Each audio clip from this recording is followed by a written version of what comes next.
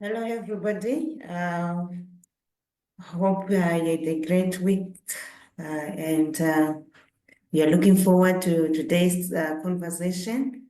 As usual, if you have any comments or questions, you can just type in the comment section. You can also share the video.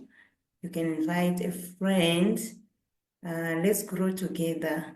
And yeah. Thank you for joining us, and thank you to Themba for joining us and for your contribution.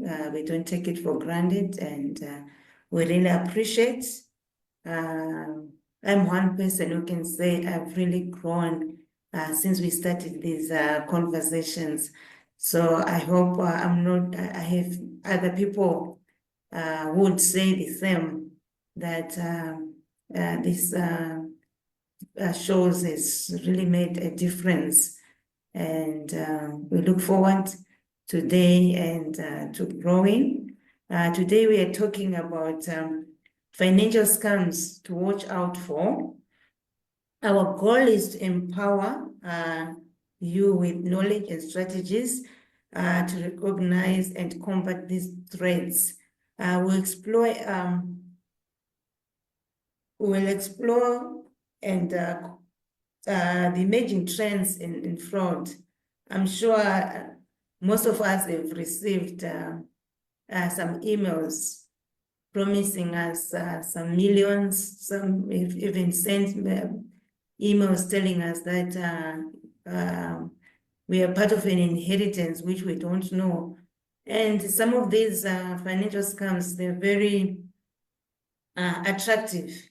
You are tempted to click, but today we will explore and combat these threats. We'll also explore the emerging trends in fraud, highlight specific schemes targeting individuals and businesses, and discuss proactive measures to protect our financial well-being.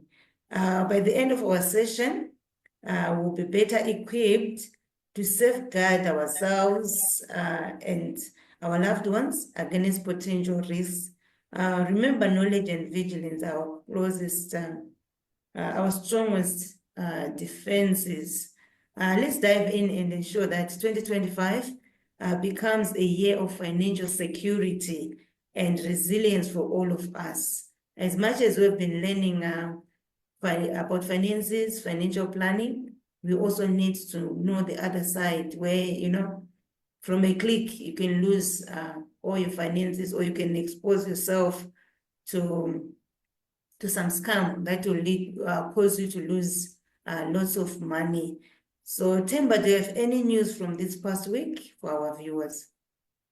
So, Tavadzo, thank you so much for that introduction. I think the essence of what we're discussing today is that it's so difficult to earn money these days. We all need all the money that we're making to invest into our future and create this asset base that we've been talking about. So don't give your money to financial scammers. I think that's the long and short of it. But these financial scammers are getting complicated by the day. Tafadzwa, just to let our viewers know why we're talking about this, in this past week, there have been two reports that have been published, and both reports are actually showing that there has been an increase in cybercrime. So the first report is by a cybersecurity company called Positive Technology. They indicated that there has been a rise in cyber attacks, especially targeting government institutions and financial companies across the rest of the whole of the continent. In their report, they indicated that government entities alone accounted for 29% of successful cyber attacks, and financial companies comprised about 22%. What that means is that hacking institutions are targeting government institutions probably much more than banks. And they do that by exploiting vulnerabilities in the network, platforms, especially those networks that have got vulnerabilities or that are poorly configured. And they use malware to be able to do that. When this report came out, Tafadzwa, there were also media reports that came from Uganda that the central bank in Uganda had lost something like 17 million in cyber-related crime. In fact, according to those media reports, hackers breached the central bank systems and stole money. But the government came out and refuted those claims, so we don't know what is what, but definitely there was money stolen. I think it may not be as high as 17 million. In any event, this would not have been the largest compromise on central bank systems. I think in the history of cybersecurity, the central bank in Bangladesh, lost something like close to 100 million. So that was the report from Positive Security, from Positive Technology. There was also a report in this week by TransUnion Africa, and they were looking at 2023 statistics, and they then said that there's been a 78% increase year on year, especially on digital related fraud, especially targeting your telecommunications companies, so your telecoms. And obviously they are attributing this increase, 78% is not joke, to the rapid shift to digital channels, and also to identity theft. So what we are seeing is that these sophisticated criminals are even going to the extent of opening fraudulent telecom, accounts. So that's the other report that we received in this past week. And also to just let our viewers know that last week was what they call, International Fraud Awareness Week, which is why we're talking about financial scams, to watch out for. It's because that's what the world is talking about. But not only that, we're seeing an increase in this digital fraud. I cannot tell you, Tafazo, how many of my friends have had increase in, their WhatsApp accounts being hijacked by criminals. I've heard that quite a lot. What we need to understand is that as technology becomes complicated, so will financial scams as well. They will become complicated to such an extent that it may compromise your financial independence journey. So we always need to be vigilant there. So that's the first thing that I just wanted to talk about, Tafazo.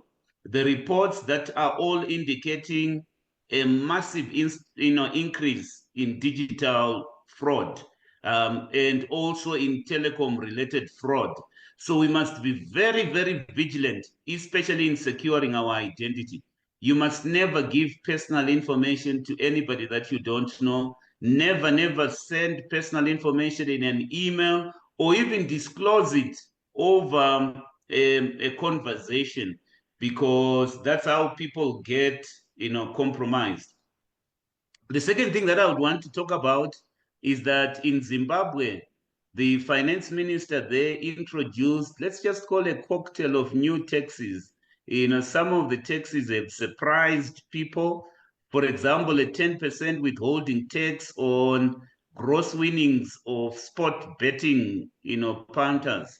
So if you win, say a lottery, the government would want 10%. If you involved in any betting activity and you win some money, the government wants 10% of that. The minister there has also introduced a 20% plastic tax on the value of every plastic bag. I think his reasoning was that, we are all going green, so that's a logical thing to do. He's also introduced a 0.5% tax on the sales value at all fast foods outlets and restaurants. And according to him, that's an attempt by the government to control the obesity in the population.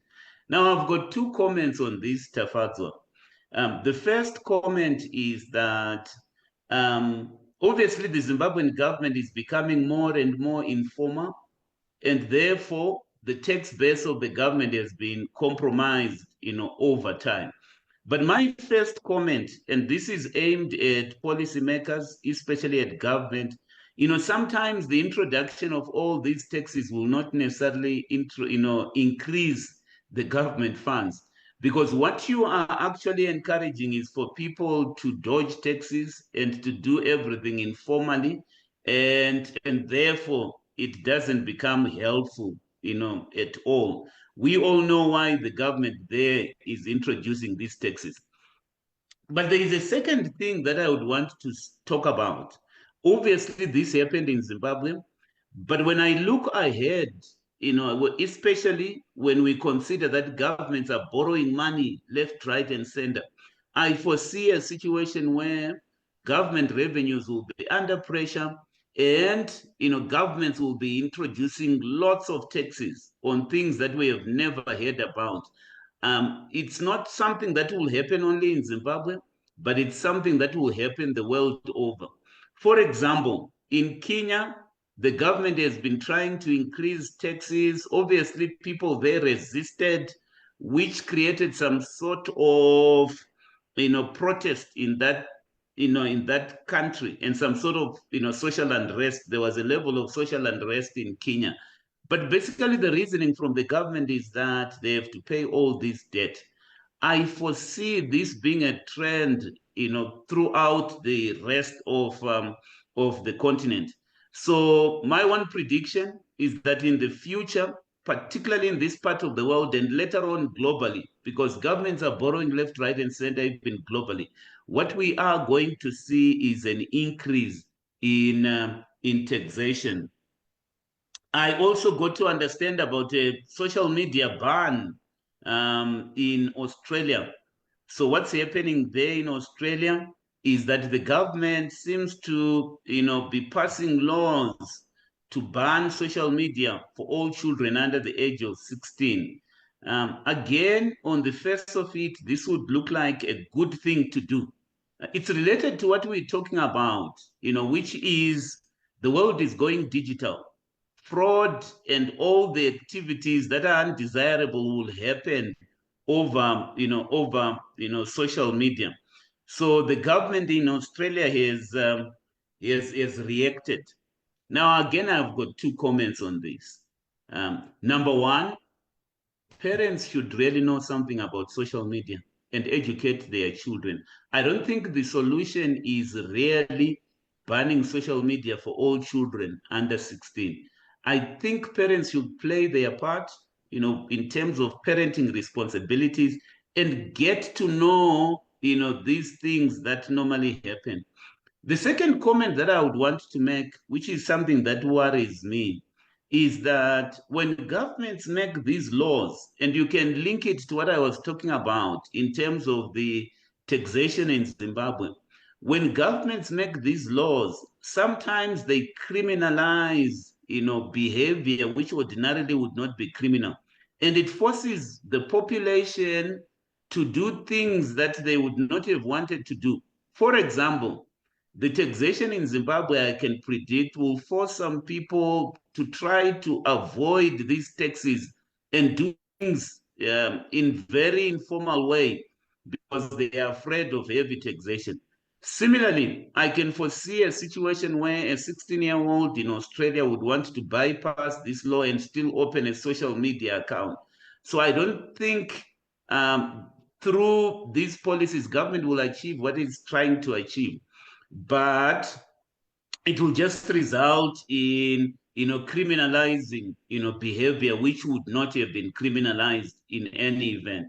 The thing is, and this is the point that we're making in this presentation, educate yourself about financial scams.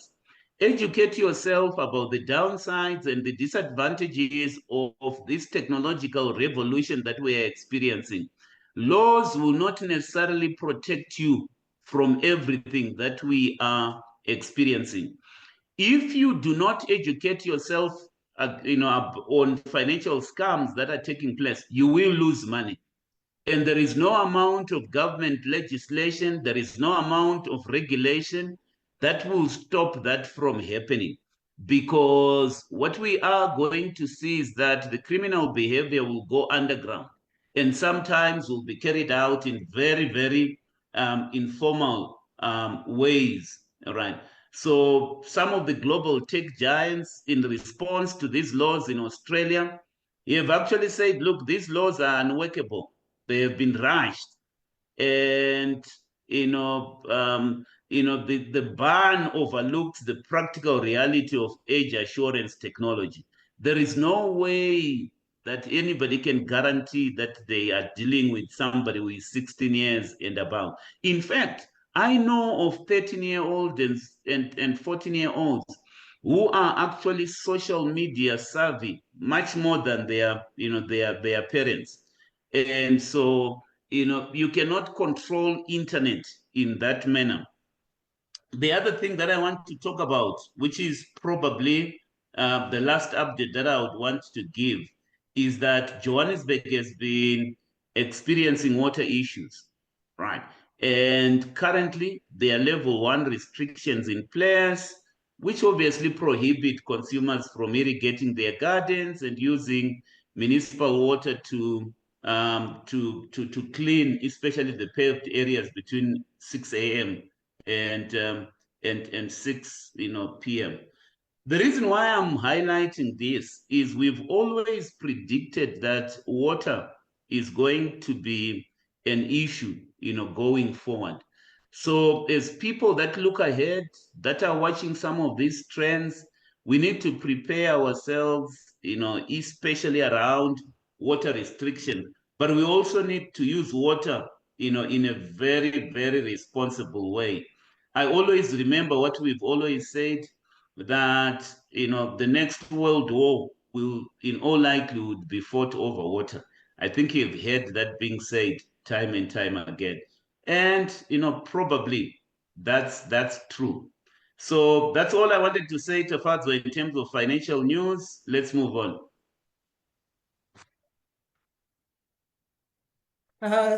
Thank you very much for that update. I wanted to ask, are there any countries where people pay taxes for lottery? And why do people not pay tax on lottery? When I went to school years ago, Tafadzo, and we did tax law, it has always been agreed and established that if you win money from a lottery, we used to call it, or the textbooks used to call it, a fortuitous accretion. A fortuitous accretion is something that you get out of chance. It's not something that you're getting from your regular income. Like if you get a salary, that's not a fortuitous accretion. It's out of your day-to-day labor, and therefore you needed to be taxed, from your day-to-day labor. So that fell out of what would ordinarily be taxed. But what they're basically saying is, probably because the government is trying to raise a lot of revenue, and obviously people are going sport betting, because sport betting is becoming a huge issue. What we are beginning to see is that sport betting has even gone online, and we've had so many sport betting, outlets.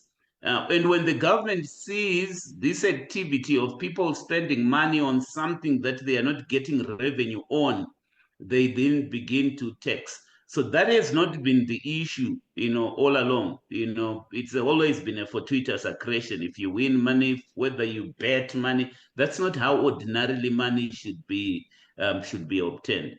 But that is changing. I think it's coming into your gross income through legislation.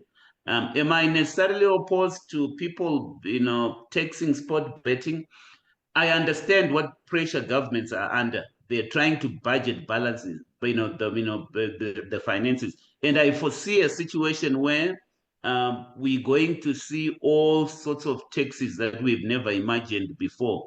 In addition to what we've had. So brace yourself. In the next few years, I think we are all going to feel like we are taxed, highly taxed.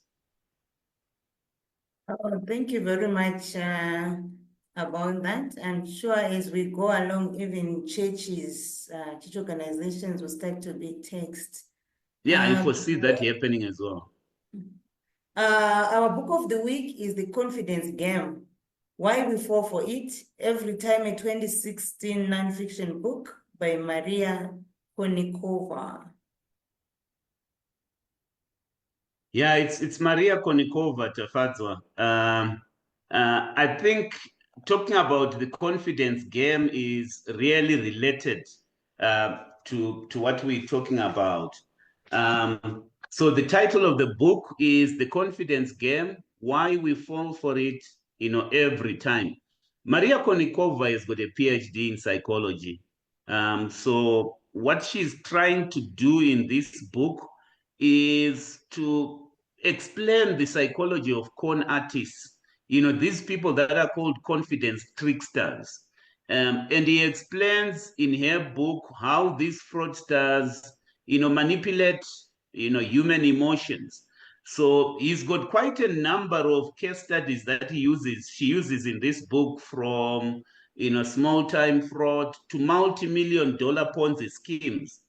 And in all these stories, she is trying to demonstrate what all con artists share in common. And she's trying to explain what it is that causes people to do what they do. I've read this book, and one of the reasons why I had to go to this book, obviously being International Fraud Awareness Week, was to understand the mind of a con artist, and also to understand why we believe con artists, right? Because she's going to the heart of the very act of believing. She's explaining how our sense of truth can be manipulated by those around us. There are quite a number of lessons that I have drawn from this book, Tafadzo. And let me just take you through some of those lessons. Not all the lessons, I learned quite a lot, but I'll tell you some of the few lessons. Number one, I learned about the power of storytelling. Con artists, use stories as their primary tool, right? So what they essentially do is to weave compelling narratives, tailored to their victims' desires, fears, and dreams, making their schemes believable. So if you go, for example, to a Ponzi scheme presentation, they never explain to you how the Ponzi scheme works. All you hear are testimonies of people that have, made money. And they are actually utilizing the power of storytelling to deceive you, because what you come out of the presentation is how so and so has made money, but you don't know really how that money is made. What is the takeaway to all of us? As somebody who is trying to protect yourself from a financial scam or from any scam, it could even be a religious scam. You need to recognize when somebody is crafting a story that seems to be too perfect, or a story that aligns conveniently with your dreams. Tefadzo, I read a story still talking about financial scams. One of the types of financial scams that we are experiencing these days is what we call romance scams, romance scams. I don't know if you've ever come across a romance scam, Tefadzo. This is a scam where maybe somebody is looking for marriage, and then a con artist comes telling a very compelling story of how they've also been looking for love. And in the story that I read today, the woman in one province of South Africa ended up giving all her pension to this con artist who was promising to marry her. And as we speak, she's broke. And this is somebody that she started talking to, over the net, and believed the story that was being told. So we call that a romance scams. I thought romance scams had died until I had, until I read this story. So I learned from this book about the power of storytelling. Secondly, I learned that confidence breeds trust. Um, so con artists succeed because they exude confidence. That's why they are called confidence tricksters. It's their unshakable demeanor that makes them appear trustworthy, even in the absence of evidence. So these people are really confident, right? They are confidence tricksters. They appear confident. So what is our takeaway? You always need to be professional, to operate with what we call professional, skepticism. It's just about having a questioning mind. Go for the evidence. What is the evidence? Verify claims that are being made. So many times people don't verify the claims. All you hear is so and so made 2000% return. You don't know that so and so. You have never verified. So even if the story seems to be convincing, it's always good to ask the basic questions and verify the claims that are being made. Confidence alone is not proof of credibility. The other lessons that I learned is that vulnerability is exploitable. What do I mean by that? All of us have got human emotions such as greed, fear, loneliness, and hope. Those are typical human emotions. And some of these con artists target us during our moments of vulnerability or uncertainty. And going back to romance scams, Tafadzwa, most of these people appear at a time when the woman is in need of a romantic partner. Probably their husband has died, or they're just in that phase of their lives when they are looking for romance. So what these con artists do is to exploit those universal emotions and our fears, for that matter. So what is the takeaway? As somebody who is trying to protect yourself from con artists, be cautious, especially in those times when you are experiencing either emotional highs or emotional lows, because you are more susceptible to manipulation. And that's my view. I will never remember, I will never forget dealing with a certain person who was broke, really, really broke. And he got excited when he saw an email promising extraordinary returns. And what this person said to me is that God is good. I'm about to have my breakthrough. I knew that they were falling for a scam. They didn't know that they were vulnerable at that point in time. And so vulnerability is exploitable.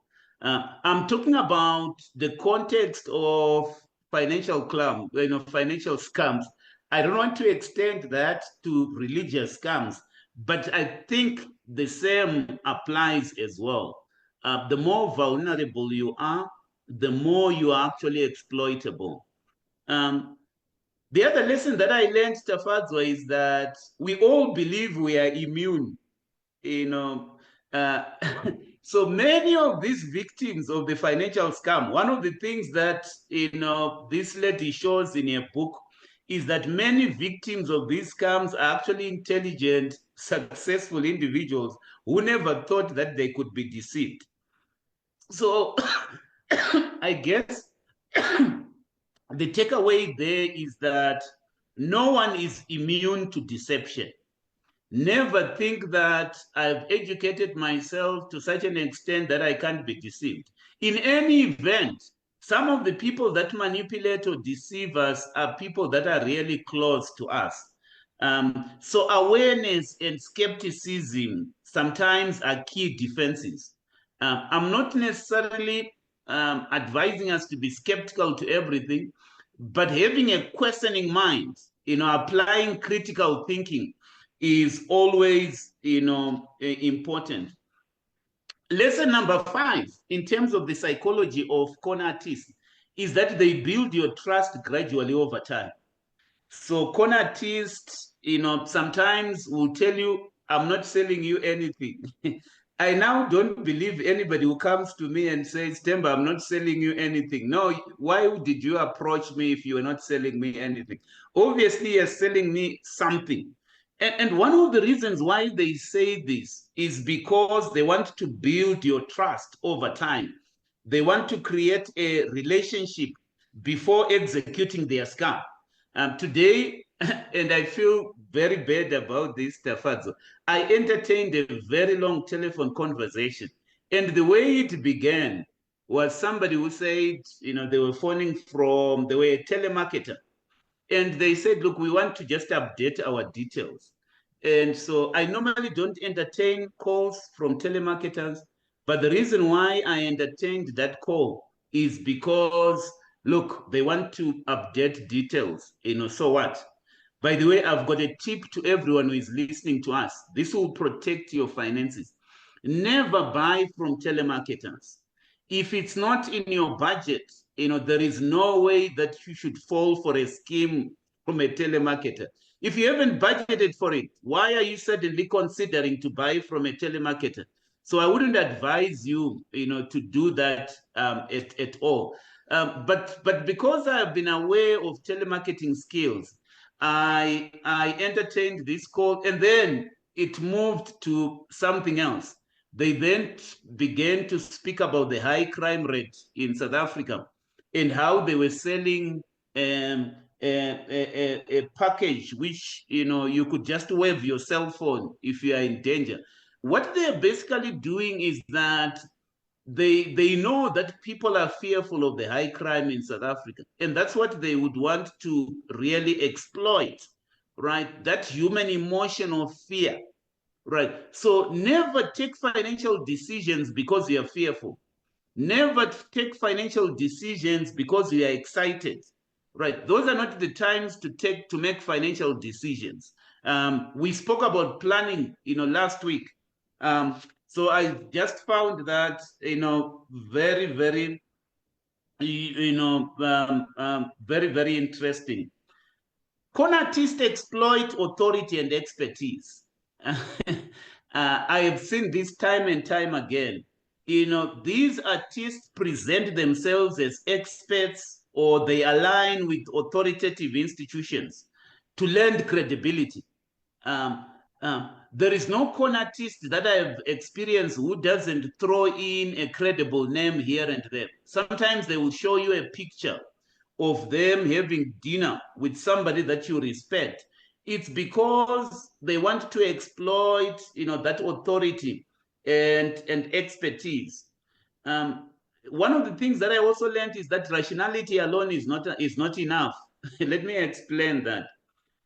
People are not scammed because they are irrational. They are scammed because they are human. And emotions, trump logic at times. And what these con artists are trying to do is to appeal to your heart much more than appealing to your mind. So what is the takeaway? We need to combine rationality with emotional self-awareness to resist manipulation. Because once they get to your heart, you can do things that are irrational. Think of this lady that I was talking to you about, who ended up surrendering. She ended up withdrawing 200,000 in a pension account to give to this lover that she's just met over the internet. How irrational and illogical could that be? But sometimes when we look at this story, we can blame them. The other thing that I learned, which Maria also talks about, is that scams thrive on modern technology, right? So technology has amplified the reach and the sophistication of scams. And so as we continue to experience this AI revolution, what we are going to see more and more is an increase in financial scams. So what is the takeaway to all of us? Stay informed, about new types of scams, and practice digital hygiene. It could be verifying sources and securing personal data. In the world that we are going into in 2025, secure your data. Don't just feed your information everywhere. It's not going to, help you. at all. The other thing that I learned, and I learned so many things, maybe let me just take this as the last lessons. Victims often play a role in their own deception by ignoring red flags. So if you were to talk to anybody who has been scammed before, they were red flags that they saw. And if you were to talk to women that have been manipulated in a romance scams, they were red flags that they saw. But they convinced themselves that, look, these red flags are nothing, to be considered at this stage. So the key takeaway there is question your own biases and motivation. And this is the key statement for today. If it seems too good to be true, it likely is. And that's the greatest piece of advice that I can give you to guard yourself from any type of financial scam. If it seems too good to be true, it likely is. I can go on and go on, Tefadzo, but I thought I should warn people about scams. As she concludes her book, Tefadzo, she talks about the aftermath of a scam. So sometimes victims feel shame and disbelief, which prevents them from coming forward. Nobody wants to be the person who comes forward and says, I've been scammed. But if you think about it, the more you hide after you've been scammed, the more you're going to protect these scammers. So we need to encourage open conversations about scams so that we may reduce the stigma and educate others about these financial scams, Tafazi. It's a very, very interesting book, The Confidence Game. Zara says, if it's too good to be true, I run. Isn't it that's what normally perpetrators do when they make you to be afraid or ashamed to share? And that's how they get away with it.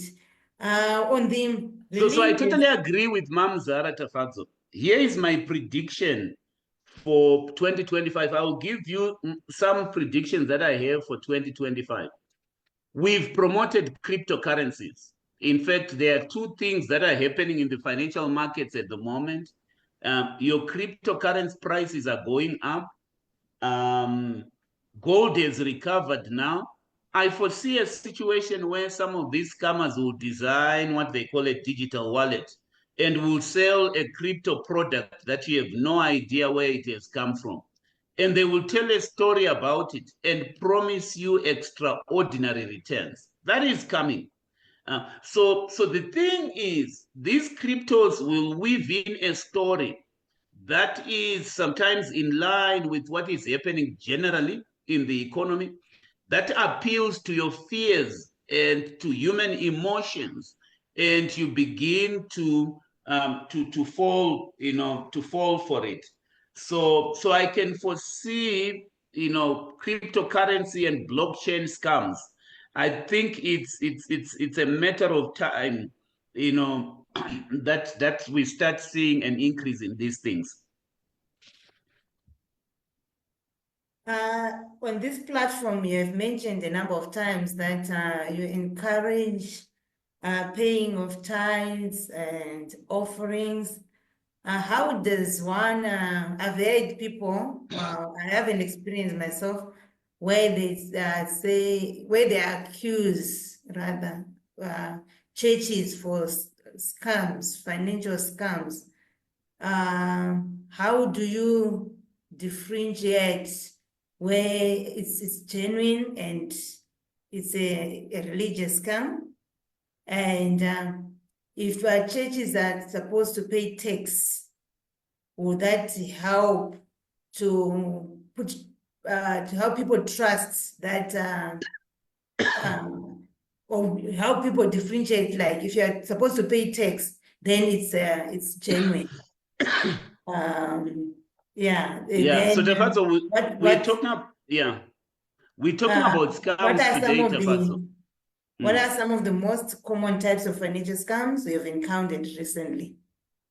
All right. Do you want me to answer the church one first before I talk about some of the scams that I've encountered recently? Which question do you want me to go for first? Yeah, Or, I thought you could just when you're talking combine about them. church, it was just a comment. You want me to comment on it? Yes, you can comment, then you go to the question about financial skills. Tafadzo, whether it's in a financial transaction or it's in religious settings, manipulation can never be justified. So giving is a biblical principle. People must give. It is much more blessed to give. That's what the Bible actually tells us. And God loves a cheerful giver. But manipulation can never be good. There will be settings where you will feel manipulated. There will be people that will manipulate you. Run for your life. Manipulation can never be, can never be justified, even within a religious, context. That's the first thing that I would want to say. The second thing that I would want to say is this thing of storytelling. It's also part of manipulation. I believe in testimonies myself. But what I know for sure is that some of the things that happen, even stories that have to do with increase, they are not as dramatic sometimes as people present them to be.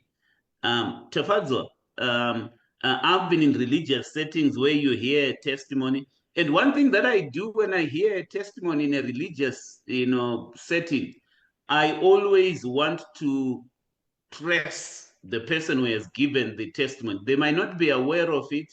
I investigate them to see the enduring benefits of what they have testified.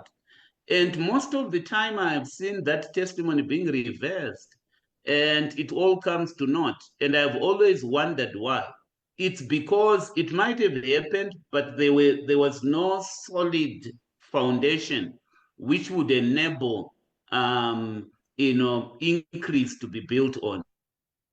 Those are just my comments, Tafazo. But I think the most important thing that I'm trying to communicate is that whether you're talking about financial scams or you're talking about religious settings, manipulation can never be justified.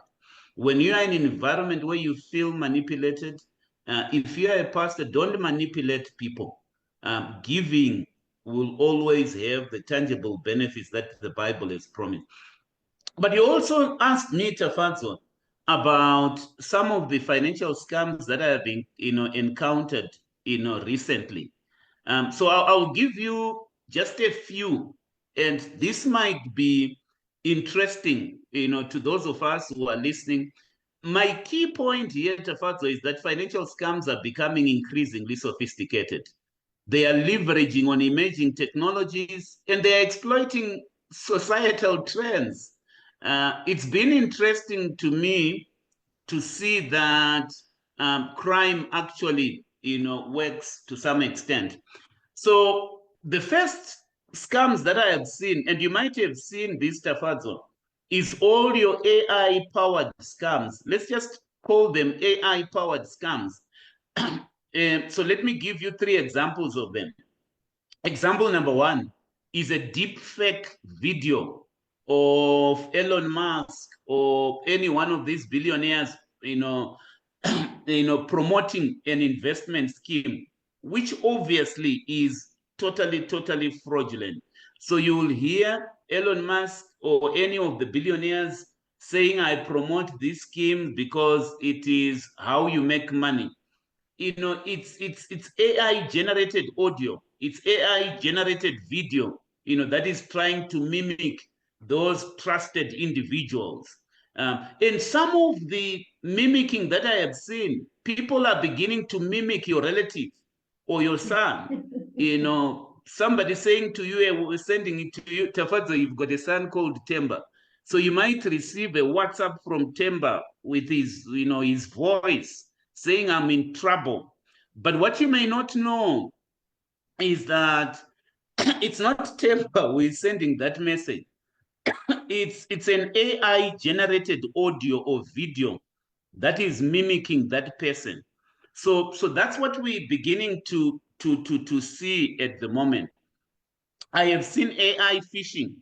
So these are personalized phishing emails or messages created using AI to mimic natural communication styles. I have encountered, fake chatbots, fraudulent chatbots posing as customer support for a bank, all in an attempt to steal sensitive data. And so the key thing here is always verify, right? Always verify. Don't go for that transaction before verifying.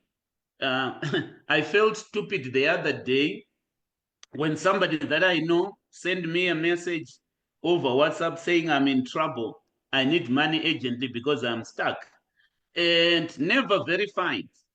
Sent the money transferred through.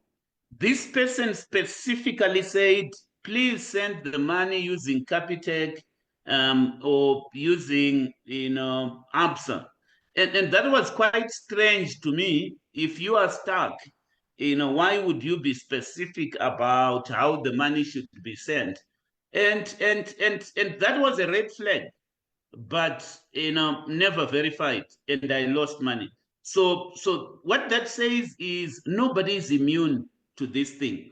So one of the things that I have seen is AI powered scams, financial scams. I've also seen cryptocurrency and blockchain scams.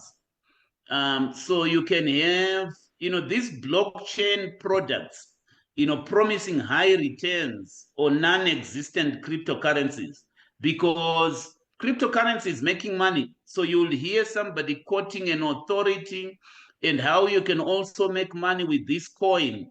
There are also fake apps and websites which are designed to steal, cryptocurrency wallet credentials. So I know of people whose Bitcoin accounts have been hacked, they have lost money, but it's essentially because they've given private, information. So that's something that's going to happen. The other scam that I've seen, let's just call it social media scams. So number one, influencer endorsed scams. So you might have investment opportunities that are being promoted by fake or compromised influencers. I have spoken about romance scams. So scammers posing as romantic interests to solicit money from victims through online dating apps. Um, but they've also been giveaway scams. So here you've got people impersonating well-known brands and celebrities to promote fake charities. But the red flag is, there is always requirement for an upfront, payments. Then there are cybercrime and data breaches. One of the things that we must always do is to check all our computers, our cell phones for ransomware, because that's how people steal sometimes sensitive information. So we might not be, digitally savvy, but to me, there are three key things that everyone who is using, a cell phone, even at an elementary level, should know. Number one, never give your private information to anybody, right? Even if it's coming from an authoritative or the customer support of a bank, never give sensitive information. I think that's very simple. Number two, if you're using a computer, update your virus, apps, that we can all do, right? Never leave your systems compromised. That we can all do. Change your passwords regularly. Use complicated passwords, not simple passwords. Don't use the same password that is very predictable and can be cracked by somebody. Always scan your cell phone, your digital devices for malware. I think these things, don't download from websites that are suspicious. Don't click links that are suspicious. You will end up, losing money. Recently, I have seen employment scams, Tafazo. You go onto the internet, you've got so many people offering fake work from home opportunities that require upfront fees for training and equipment. Make money while you are seated at home.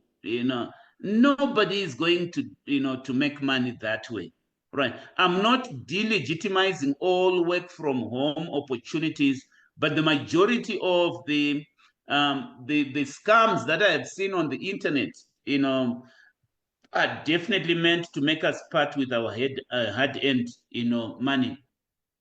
So I can go on and go on, Tafanzo. Subscription and trial scams. So sometimes you are required to enter your credit card information because it's a trial. They will say, just give us your credit card. We will not going to charge your credit card in the meantime. But, there is a 30-day trial period. And then they will, charge your credit card with unauthorized fees, or there are hidden terms that they never actually. So be careful, especially when entering your credit card information. I've had to cancel in the past month, 2 of my cards because there was this charge which was going on, randomly. It was a small amount, but because I carefully check my credit cards, I could see, 100 rands here, 200 rands here on a daily basis. And this was coming from a source that I could not recognize. And I had to cancel it. And these are the things that, may happen. But I can go on. The protective measures is for us to stay vigilant, to verify sources, use technology wisely, right? It's always important to invest in strong cybersecurity tools. It's always good to regularly update your passwords, but also educate yourself. Stay informed about emerging scams and how to recognize them. I think 2025 will see fraudsters leveraging on cutting edge technology, but we need to be aware and vigilant, and so that we don't lose our hard-earned money, Tafatu. Thank you very much for that alert that we need to be diligent so that we don't lose our hard-earned money. We have heard a lot about Ponzi schemes or Ponzi scams.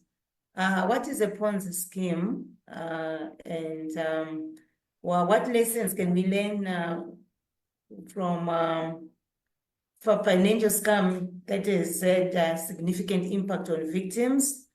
And also, like, what psychological tactics do scammers commonly use to exploit their victims? Yeah.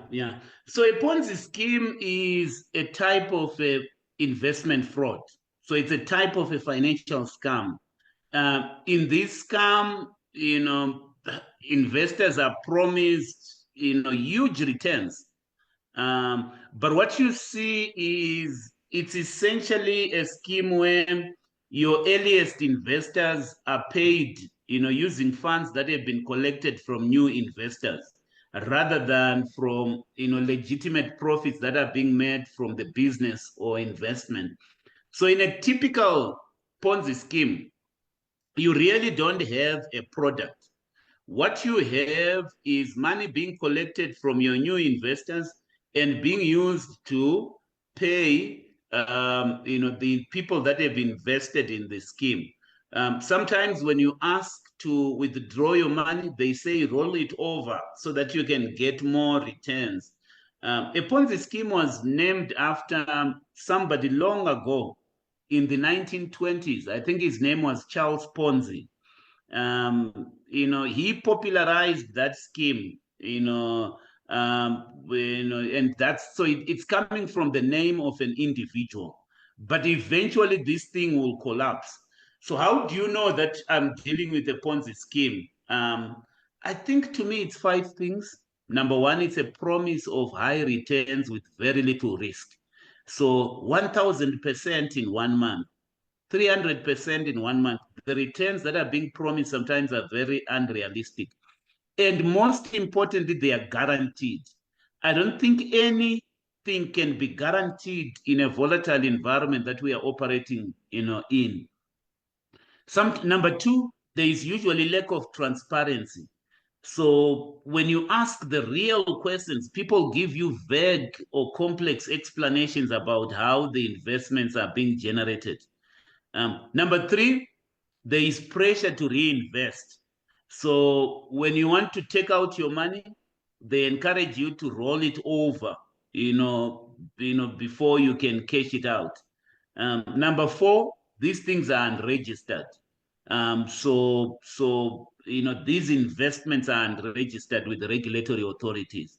But also number five, there is quite a lot of secrecy.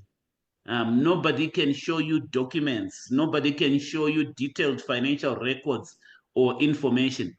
I think they thrive on the power of storytelling. And again, whenever you decide to invest, educate yourself on the investment that you would want to go into.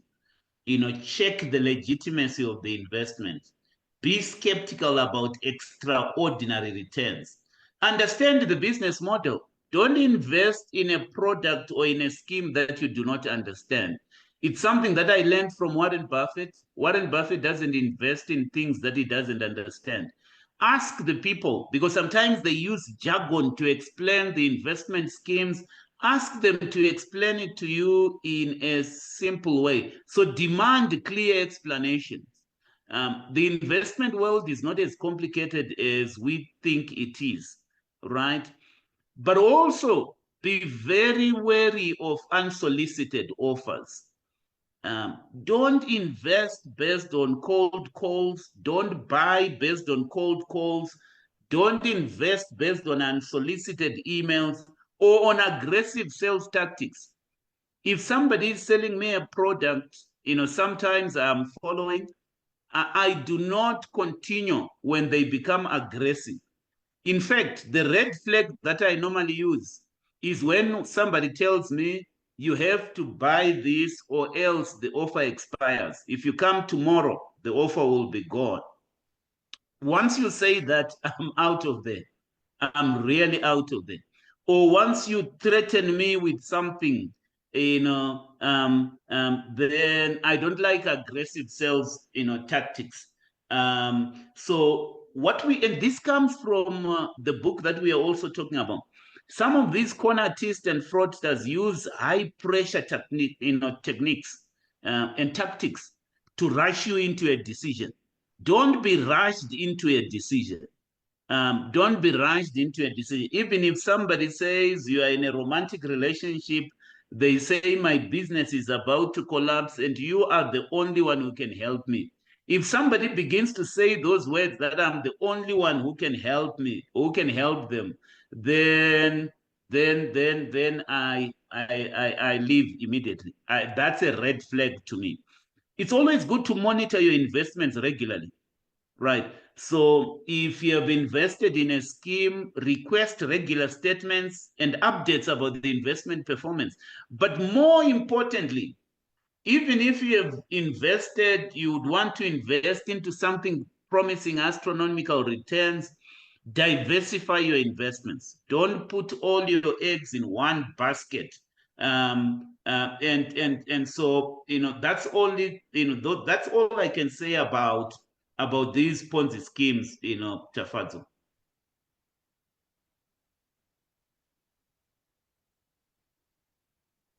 Thank you very much for that. Yes, sometimes when you hear someone talking about how they were lured in a Ponzi scheme, you're tempted to judge them.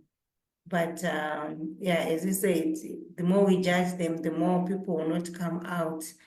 So as you also mentioned, someone once said, don't be people's savior. If you can lead them to the savior, rather lead them to the savior, you're not anyone's savior.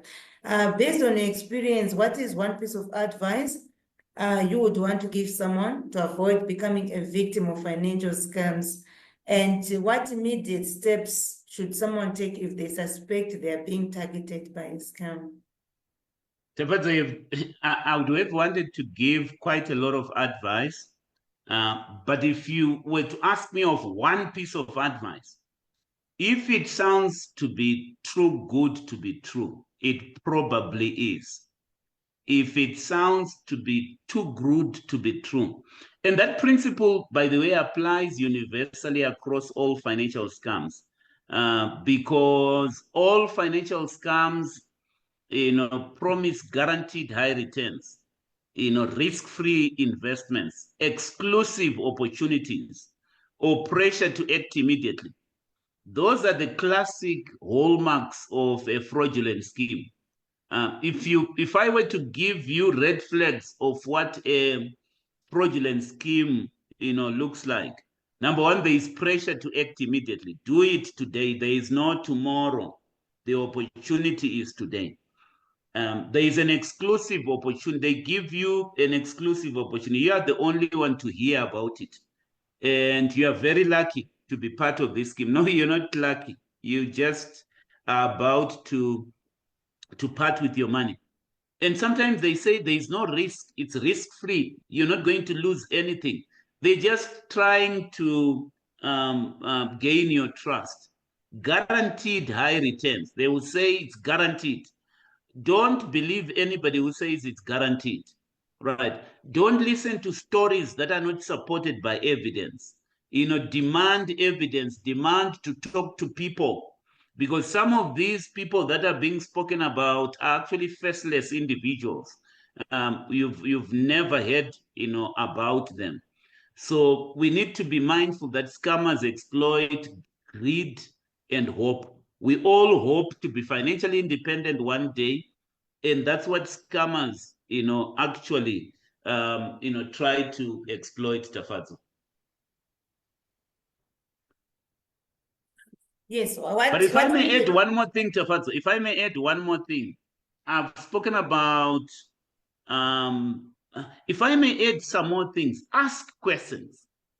Ask basic questions. Probe for the opportunity, probe about the opportunity.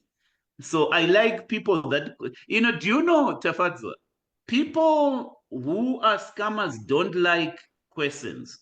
They will even accuse you of being skeptical. And sometimes they will throw you out of the presentation because you're becoming skeptical. There is nothing wrong with asking questions.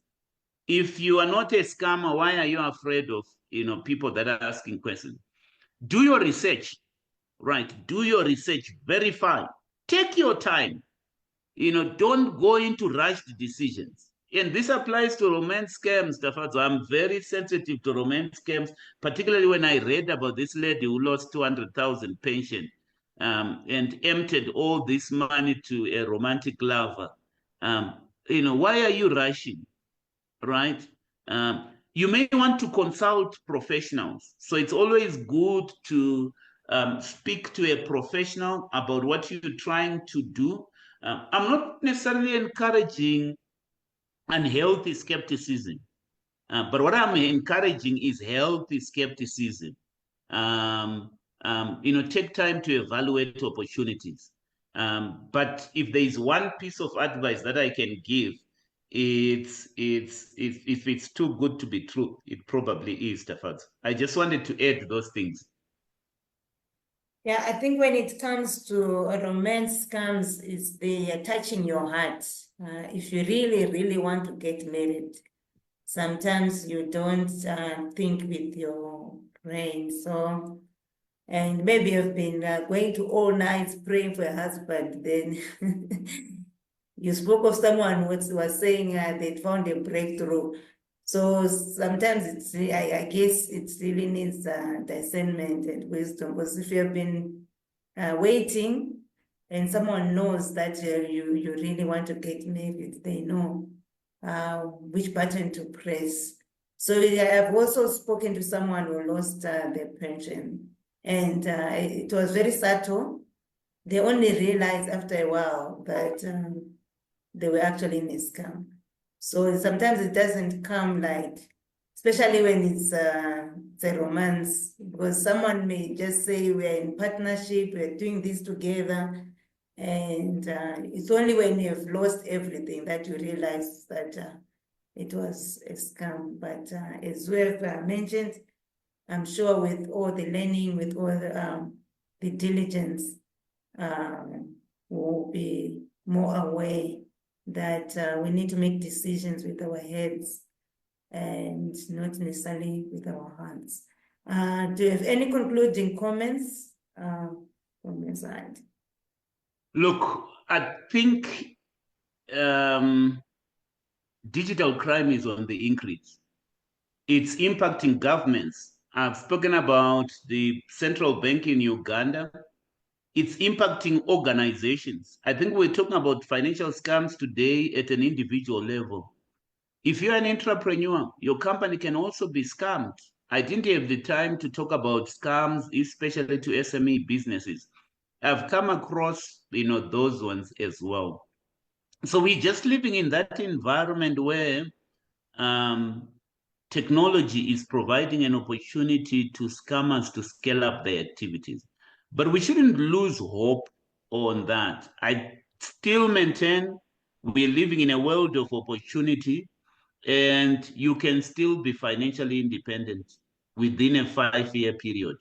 And that's my belief. It's something that I believe in. If you apply all the principles that we're talking about, within a 5-year period, you should be financially independent.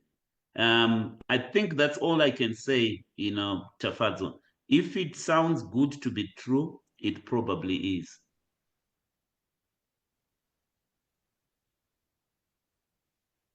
Thank you very much